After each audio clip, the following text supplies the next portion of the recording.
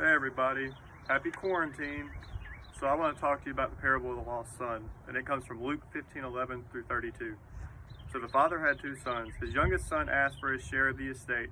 The father divided it up between his two boys. The younger son left with his share of the estate and his belongings. He very quickly spent through all his money while living it up. So in our day and age, that would mean partying and just having a good time, wasting your money on a bunch of different stuff. So he then very quickly found himself in a mess, and he had no more money to spend. And at this time there was a famine in the land, and that means no food. So he got a job, and it was feeding pigs, and that's obviously not a very prestigious job. He found himself so desperate that he began to eat the same food as the pigs he was feeding, so he was really struggling. He realized that he was making dumb decisions and decides that he is going to return home to his father. And at the start of this, he asked for his share of the estate, which is very disrespectful because normally you get that after the family member passes away.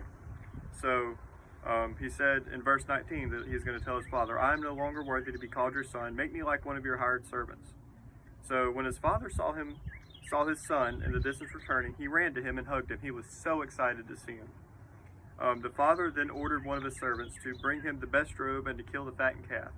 And that is a big celebration. In verse 24, the father says, "For this son of mine was dead and is alive. He was lost and is found."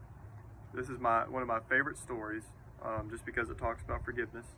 And obviously after this point, his brother was jealous because his brother never got the little small, any of the small animals to celebrate, but this brother had gone away and done nothing for his family, and they celebrated his return. So this shows that the power of God is awesome and that he will always forgive you.